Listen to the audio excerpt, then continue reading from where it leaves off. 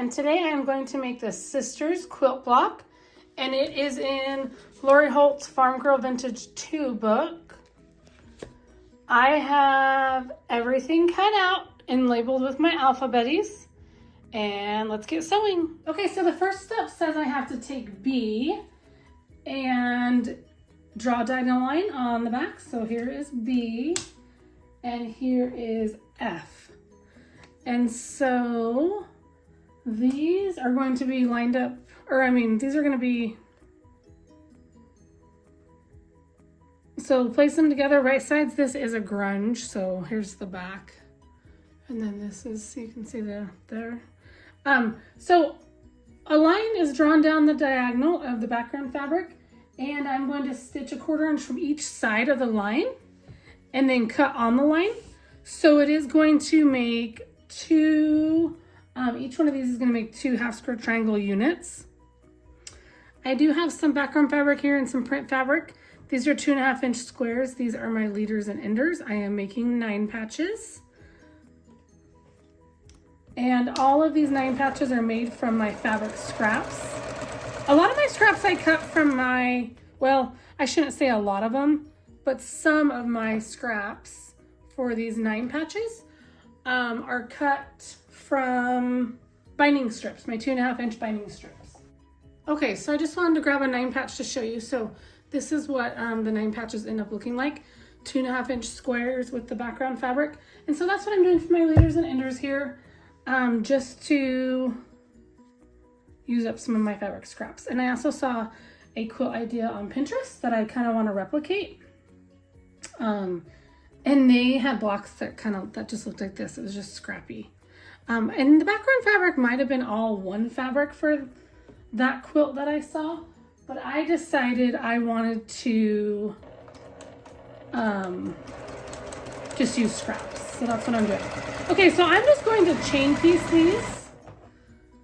I'll sew on one side of the line for all 4, and then I'll come back and sew on the other side of the line for all 4, and then I'll cut them apart and press them with an iron.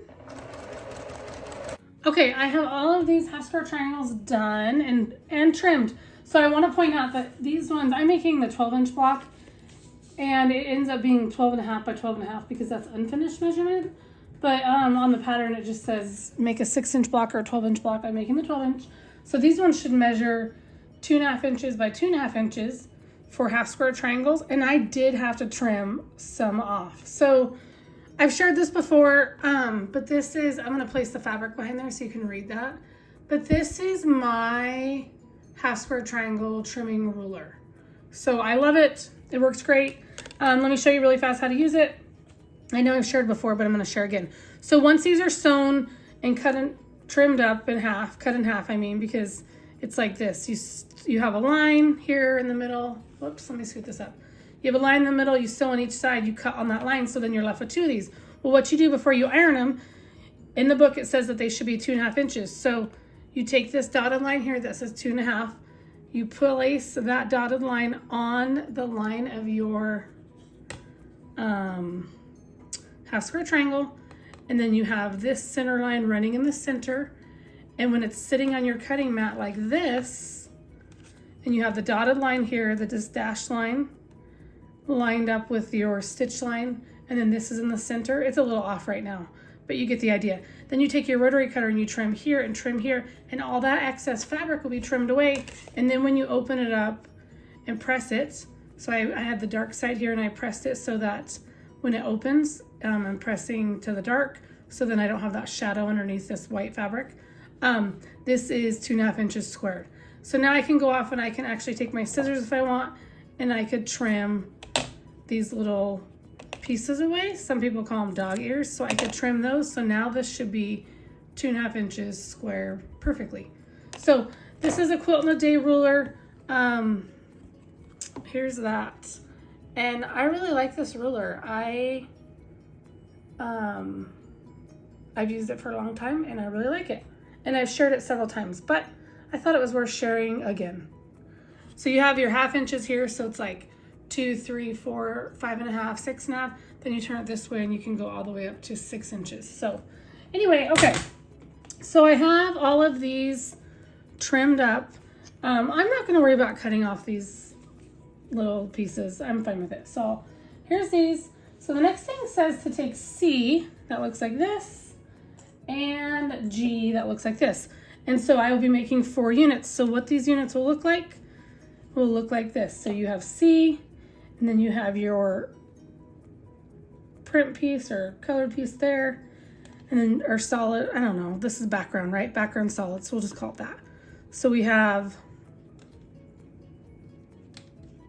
these are not stacking very well, sorry about that. Okay, so this is how it's going to look, just like this. So then these 2 half square triangles, the points meet. So I'm going to sew this like this and this like this. I will assembly line, chain piece them, and then cut them apart, open them up, and then sew this unit to this unit, so they look like that. And then there should be 4. So that's what I'm going to do right now. So remember, this should be facing down. So I'll place it on here. And they do line up really nicely, which means my cutting was accurate. Okay, so I just have to make 4 of these. So I'll have 4, let's see, 2, 3, 4. So 4 on the bottom, 4 on the top. So let me sew these up and I will be right back. These are done. So I have these all done. They turned out so cute. Sometimes I just love yellow. Okay, so I'm going to set that aside. Next I have A, and I drew all these lines like it told me to do. And it says I'm going to take A,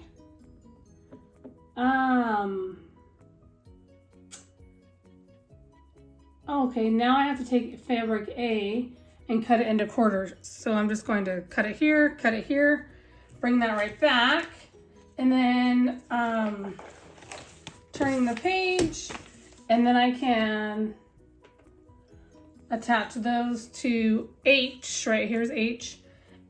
And it looks like I'm going to be making 2 partial flying geese units. So let me cut this, I'll be right back. Okay, so here are these guys. So it says I'm supposed to take 2 of these, line them up. It looks like I have this. So you got right sides together because this pencil mark will be hidden on the inside of the quilt. And then, the inside of the quilt block, I guess, but on the inside of the finished quilt. Okay, so it says with right sides facing, layer 2 fabric A's, so these are A's, on the corner of the fabric H square, which is this print. Stitch on the drawn lines, and I'm going to cut apart in between to have them be separated. So that will be my 2 partial flying geese units. So stitch on the line. I like to read the instructions sometimes twice, you guys. I swear, if I don't read, I don't know. Sometimes I just feel like I might get messed up or turned around, so.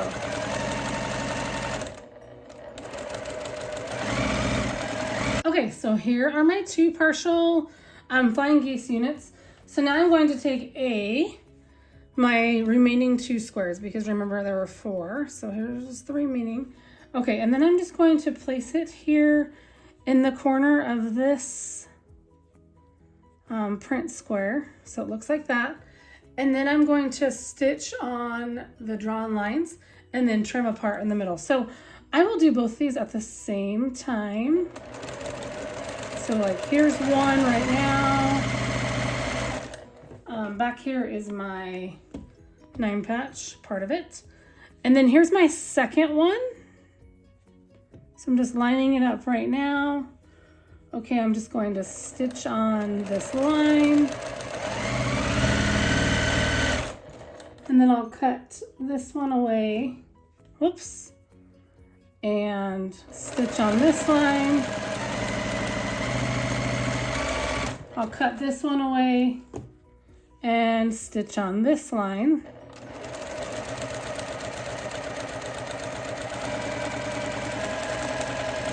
And then I will, let's see, I got my 9 patch here. Put this one on here. And then I'll just finish sewing this 9 patch. I'll take it to the ironing board. I'll press my 9 patch and I'll press my flying geese.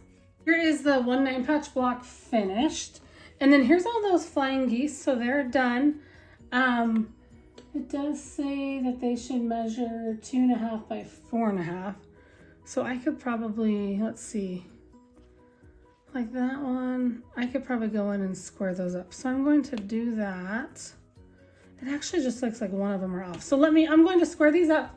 But let me set those aside really quick. The next thing to do is to take E, and then E will have the flying geese is attached like that. So I will